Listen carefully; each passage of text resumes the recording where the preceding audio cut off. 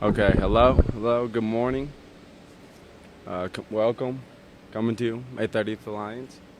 Say the name square. This is the memorial for Lil Mike Sago. And we're going to just be doing a little reading today. A little reading this morning. I've never read this book. It's titled African Americans in Early Rockford.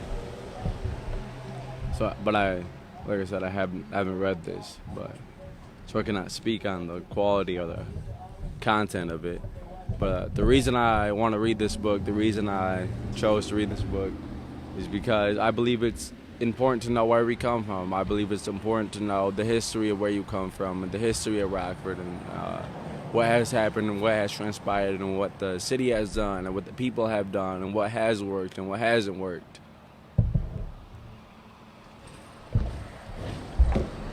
So that is reasoning for the book. It was written by John L. How do you say? I think it's Molyneaux. Molyneaux. At least Molyneaux. I believe he works for the Rockford Public Library. This is the preface. Rockford Public Library takes pride in offering this publication of information that is missing from the other histories of our city. Dr. Molyneaux's research in the library's collection for records of events and opinions yields more than just stories of early African American residents. It also documents the expression of attitudes and response of the white population to the people of color in their midst. African Americans in Rockford, 1834 through 1871, will be a unique resource in the study of early Rockford with bearing on the abolition movement, the Civil War, African American history, foundation of the Civil Rights Movement, and the simultaneous presence of bigotry and tolerance. That was written by Joel Rosenfeld, Executive Director of the Rockford Public Library, on December 7th, 1999. And this is the introduction. Research for this book has been conducted primarily in the holdings of the Rockford Public Library. The goal has been to base both narrative and interpretation on contemporary sources and witnesses, which has meant extensive and systematic use of Rockford newspapers available on microfilm from 1840 on. The Rockford Public Library, it has been a source that we have used in terms of finding out about past police shootings and past lawsuits and past in-custody deaths and things like that, different lawsuits and problems with the city and things the city had done. I believe one time I forget if it was early 90s or late 80s, but there was a KKK rally down here, downtown Rockford, and the city spent like $89,000 putting on this event. Not putting on this event, but because this event was going to be made and held, that the city has spent the total, I believe it was that number. Okay. But all the research that has been done and reading that has been done by us has pretty much stopped at like 1950. So reading something about over 100 years before that is intriguing. It's going to be interesting. Rockford Public Library has a variety of unpublished resources which have also been utilized, and secondary sources have been used when appropriate to supplement the basic story. The general plan of this work is simple. The first chapter discusses local politics and racial attitudes, insofar as they can be determined, to illustrate the sort of community in which the African American pioneers lived. Chapter 2 through 7 presents a chronological account of the history of the black families and businesses of the city in the period 1834 through 1871 and covers the events that affected them in the Rockford community. Chapter 8 focuses on the change in race relations which took place in the generation after 1871 and provides short accounts of how the new black population of the city fared, those who came during and just after the Civil War.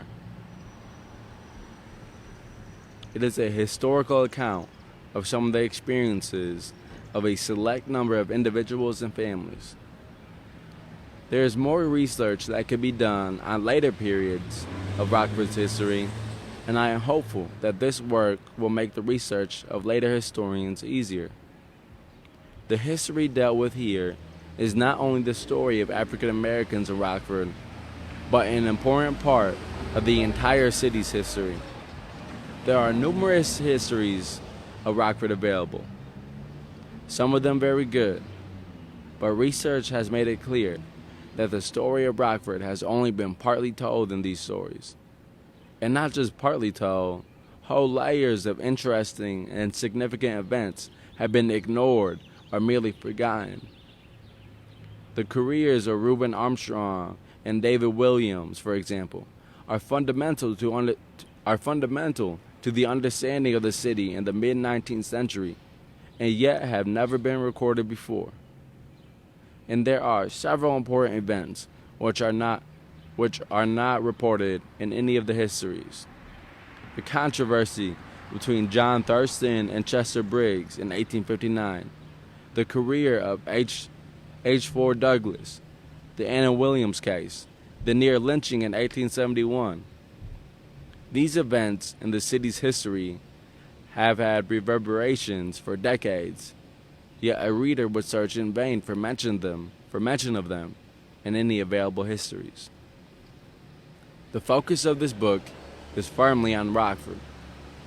In certain places, particularly in the first and last chapters, efforts are made to place the Rockford events in a statewide or national context. But my intent is to discuss the details of local events with as much clarity as possible.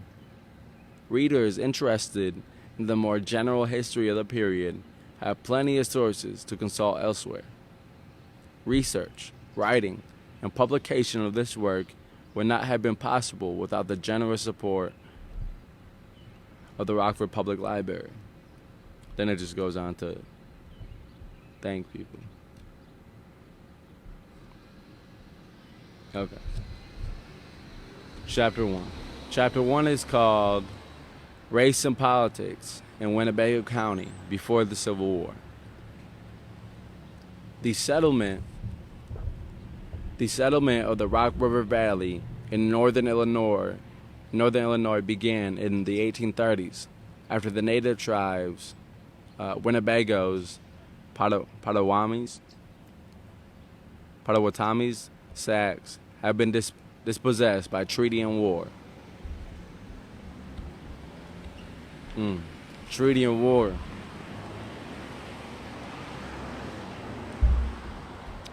That is, I almost think that's just a misrepresentation of what it was.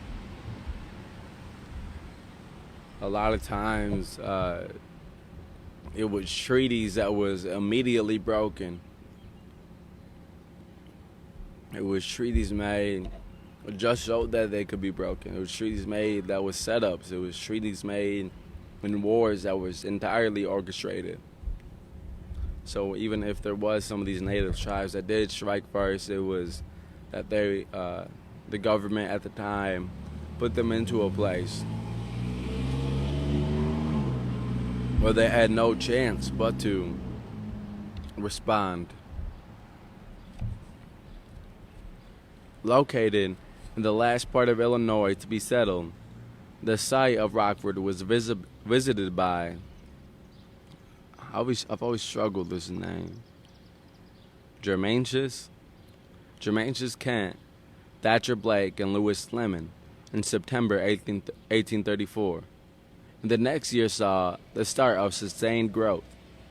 Rockford was incorporated as a village in 1839 with a population of 235 and had grown to about 2,000 by 1850 and over 8,000 by 1860. The community saw rapid and sustained growth in the dozen years before the Civil War. A bank was established in 1848. Rockford Female Seminary began classes in 1849, and full telegraph services were available in 1850. In January 1852, Rockford was chartered as a city, and in August of the same year, the railroad arrived. In 1853, the Rockford Water Power Company began operation.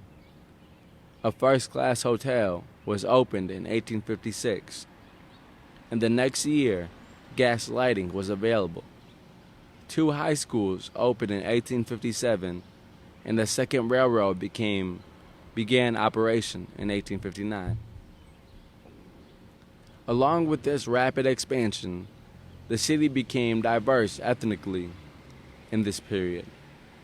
By 1860, 10% of the population was Irish-born, and about 3% Swedish-born. After about 1870, Swedish immigration would have a major impact on the city. But before then, the Irish were by far the largest non-native group. African Americans, although present in Rockford from the beginning, were the smallest of several identifiable ethnic groups. Despite the small numbers, they established and dominated the barbering and hairdressing businesses. And several families created a respectable, comfortable, and even prosperous niche for themselves in the community. Like everyone else, these black pioneers had to contend with primitive frontier conditions, often makeshift living conditions, the weather, and the economics. They also had to contend with white attitudes towards race and were deeply touched by the great political issue of the day, slavery, the debate over slavery. Even now, it's still crazy to read things like the great debate over slavery, the political issue over slavery. And I've always thought owning slaves is not political. It's immoral. It's a moral issue. To have this belief that you could own someone, it's morally wrong. It's not something that there could be a disagreement on. I can have a disagreement with somebody on political issues.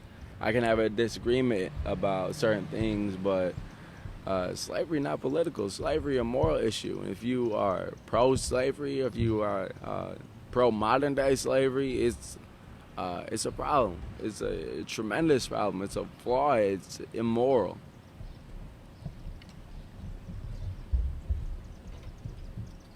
Since the foundation of the Republic, race has been an important element in the American politics, but rarely the only significant factor. The interplay of racial issues and concerns with other matters is not easy to understand a century and a half after the fact, and slavery is a particularly difficult issue. Most Americans today see slavery as a clear-cut issue, an issue obvious in its moral and political imperatives. The behavior of Americans in this period, before the Civil War, often seems perverse and incomprehensible. How could there be any debate over this issue? Why was it so difficult to see and do what needed to be done?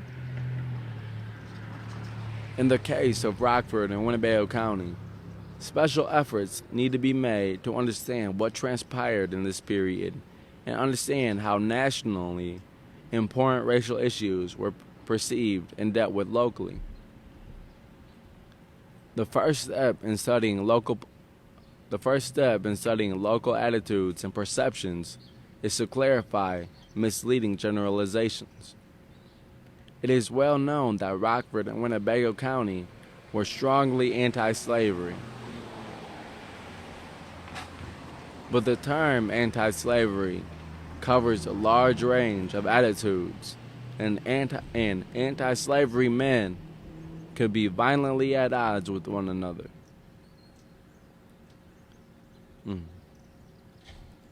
Okay. Another problem has been the propaganda statement that the Whig Party was the spiritual and eventual ancestor of the Republican Party. Excuse me. That the Whigs nurtured the true anti-slavery sentiment. That the Democratic Party was the perhaps unwilling dupe of the pro-slavery leaders of the Great Rebellion against the United States.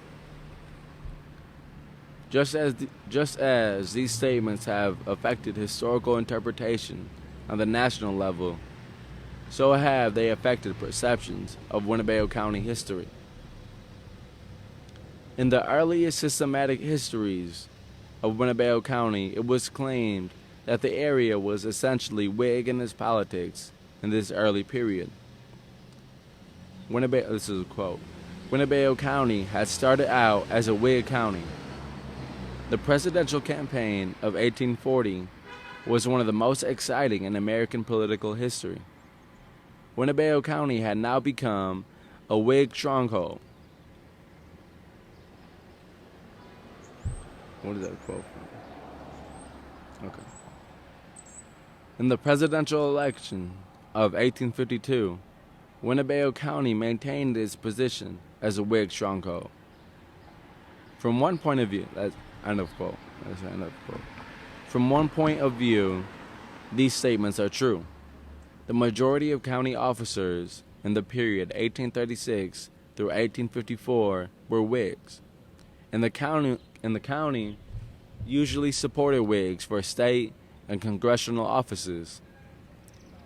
But an examination of the actual voting records brings into question the concept of a Whig stronghold. In fact, the county gave a majority of the Democrats in the 1836 presidential election 55%. And the Whigs became powerful only in the following few years. In the 1838 Illinois governor's election, the Whig candidate received 61% of the vote. And in the 1840 presidential election, the Whig candidate received an impressive 71% of the vote. These elections were dominated by economic issues. The Panic of 1837 effectively ruining the Democrats in this county.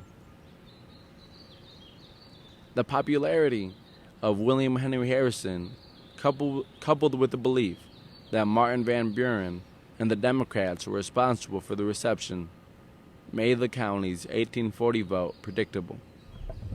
I had seen somewhere that Rockford, and the voting history of Rockford, I believe until Bill Clinton, maybe it was before Bill Clinton, maybe it was Bush. The first Bush.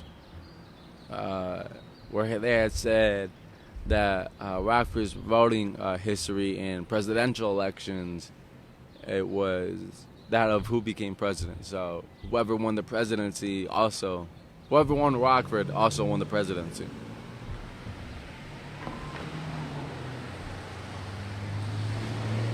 Let's see. Okay. Where were we? Okay. In the period 1840 through 1854, the Whigs could rely on 40% to 50%. Okay. Racist white folks not gonna take me out to that. Other votes in this county, and the Democrats 30% to 40%. The balance of the electorate 10% to 30%, was unpredictable and influenced by personalities, by current economic, political, or military concerns, and increasingly by the issue of slavery. The Whigs managed 54% of the votes in the 1842 governor's election, 54% of the votes in the 1843 congressional election, and again 54% in the 1844 presidential election. Results significantly lower than the results of 1838 and 1840. In many ensuing years, the Whigs were often able to receive a plurality of votes in a three-way election, contesting against the Democrats and the new abolitionists, who quickly became opponent factors in the county government and the county politics. Whig percentages in elections in this period were as follows. Yeah, we just went through this whole thing. I can't read that. There were several reasons why the Whigs were able to maintain this marginal supremacy in county politics. One reason was the rise of the abolitionists in the county. One reason was that the rise of the abolitionists in the county hurt the Democrats more than it did the Whigs. More Democrats than Whigs were inclined to vote for abolitionist candidates. Another was that the Whigs were better organized than either of their opponents, and they numbered among their leaders the most respected and influential men in the county. Men like Selden Church, Anson Miller, William Hullen, effective vote-getters, formidable politicians, and men whose personal judgment and integrity were beyond reproach. Finally, they controlled the press in Rockford. The first newspaper in the county, the Rock River Express, had been a Whig election sheet, while the next two had been Democratic papers, Rockford Star and the Rockford Pilot. The first permanently successful newspaper, the Winnebago Forum, was founded by the Whigs in February 1843. J. Ambrose White, editor. With 6 months later, White sold the paper to Austin Colton, who adopted the name Rockford Forum in 1844. Colton, a New Englander, was an effective editor and a staunch Whig, and he ran the Forum until 1853, providing the Whig cause with an immeasurably powerful weapon. In the time of the Forum, the only counterweight to its overwhelmingly Whig perspective was provided by the Rockford Free Press, published in the abolitionist interest in 1848 through 1850, until the Rock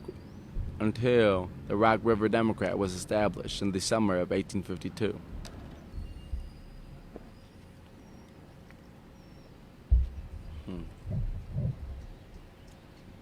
In the 1840 through 1854 period, the Whigs in Winnebago County favored an active role for state and national government. They felt internal improvements, such as canals and roads, should receive government attention.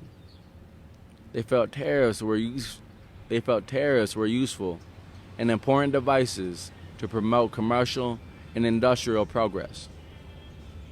They felt public debt should be managed in an active fashion, and that banks were important and useful institutions. The county Democrats felt differently. Their ideas were that justice and sound policy forbid the federal government to foster one branch of industry to the detriment of another, or to cherish the interests of one portion to the injury of another portion of our common country. that every citizen in every section of our country has a right to demand and to insist upon an equality of rights and privileges, and to complete an ample protection of person and property from domestic violence and foreign aggression. The Democrats did not generally favor an active government. They felt that too often government acted to the benefit of wealthy merchants and industrialists, whose chief concern was promoting their own, not the public welfare. The county Democrats were typically farmers and small businessmen, protective of their independence and inclined to view any but the most localized governments with suspicion. Oh, shit.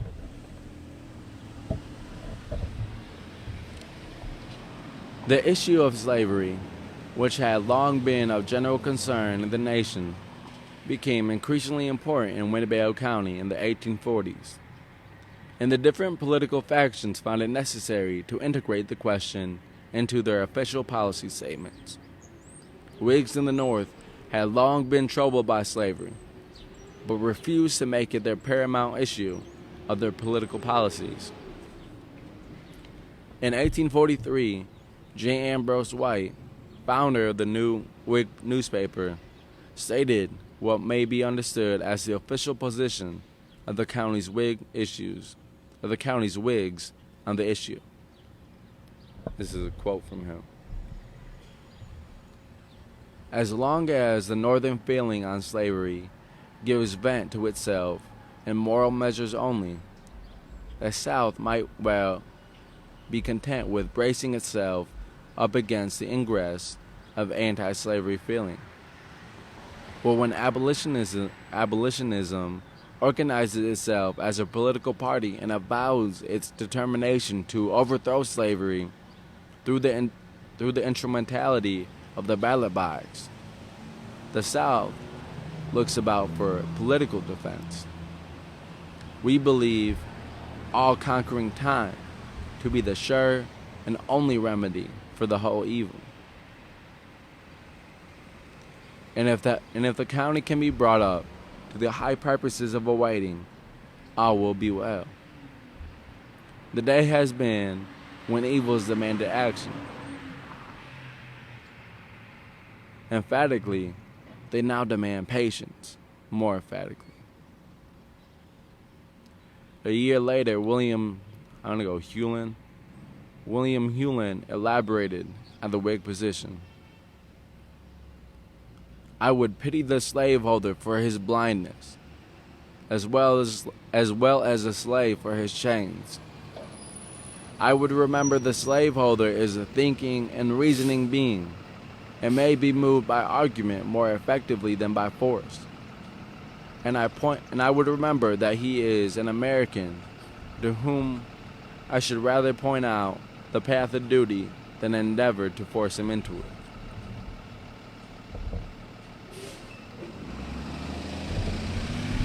This is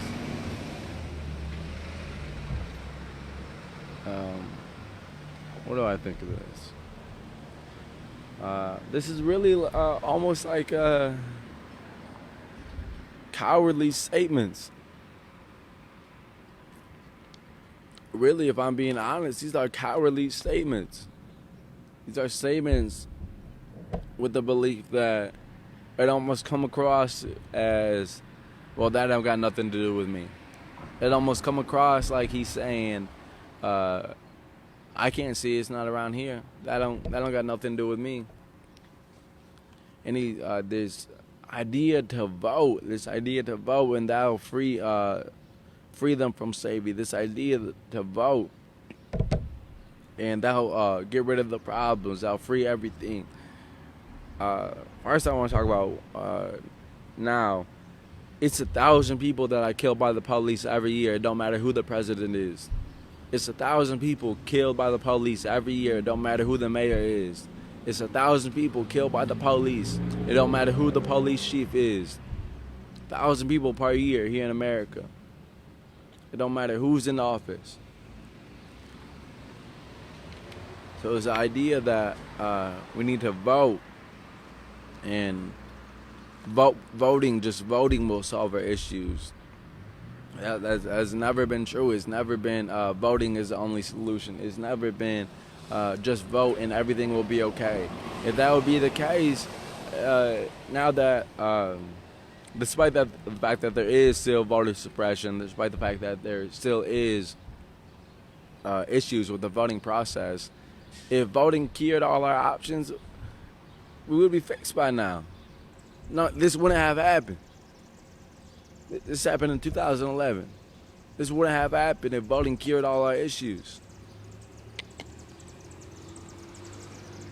So what these folks are saying, this idea just to vote as the only solution, just be quiet and vote. That's what they're saying, really. When you really think about it, that's really what they're saying. It's the same thing people like Tom are saying.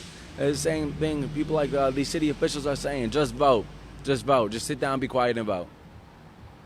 Just sit down, be quiet, and vote. We'll take care of it. But when you look at what they've been doing for decades, they haven't been doing anything, really. But giving their friends more money, making more money for themselves, profiting off these, exploiting people. Voting is not. Voting can be a tactic that's used, but just voting and not doing nothing else it's wasteful.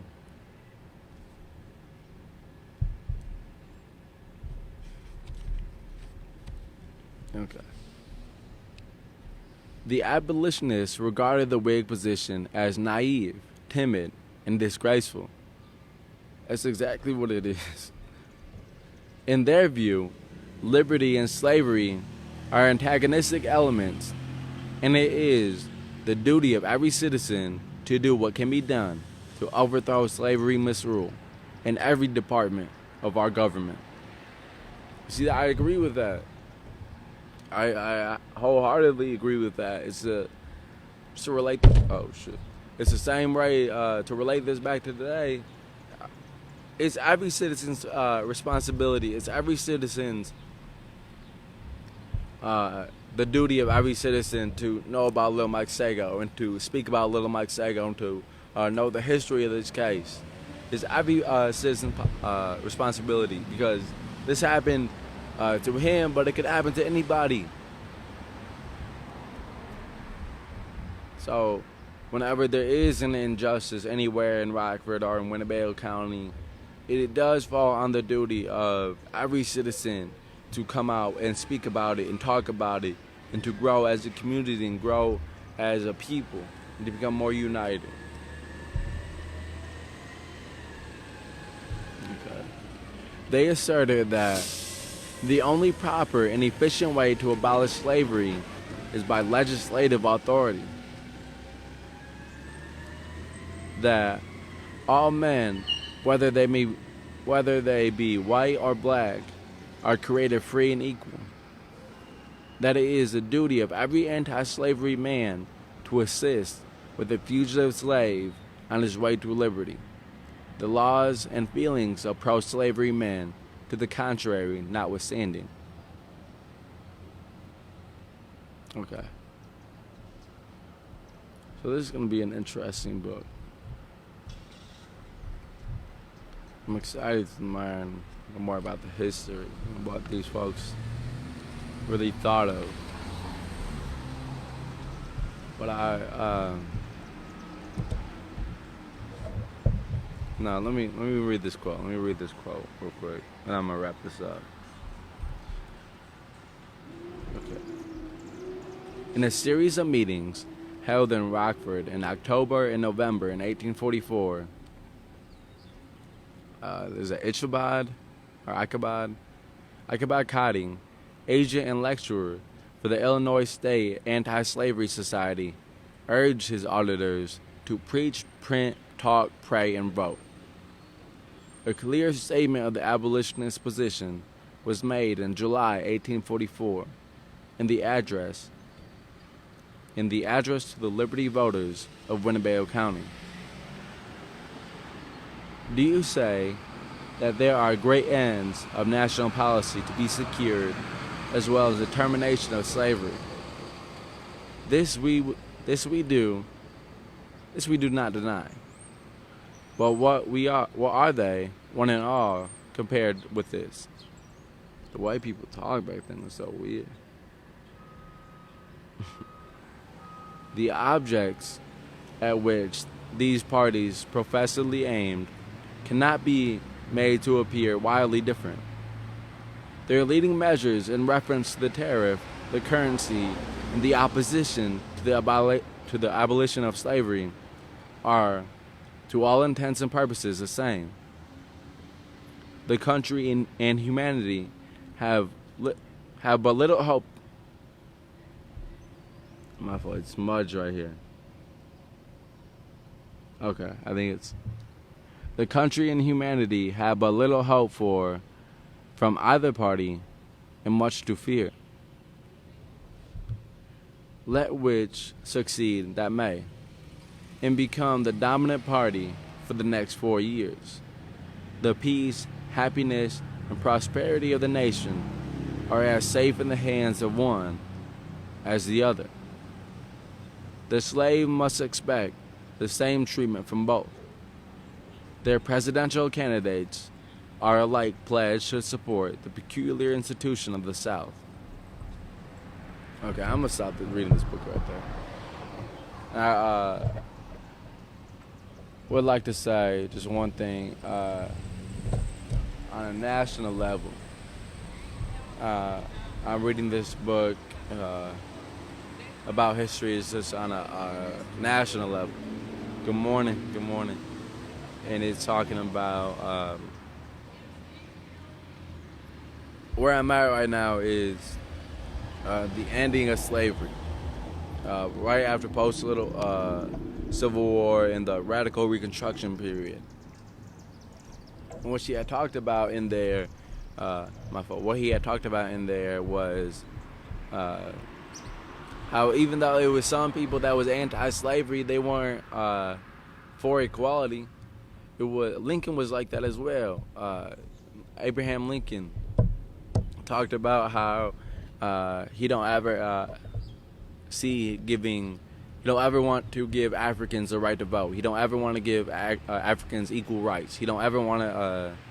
He might be against slavery on a moral issue. He might be against slavery personally, but he not for equality. He don't see Africans as equal.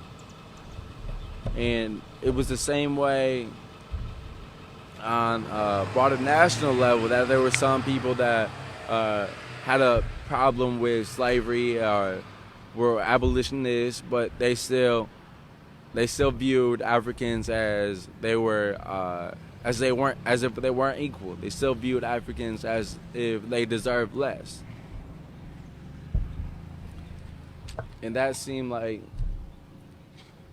just based off the limited amount of reading that I'd done in Rockford, it seemed like that same attitude was ran rampant in Rockford. The idea that of either they didn't care enough about slavery because it didn't affect them, or they had an issue with it, but they still viewed Africans as if they were unequal.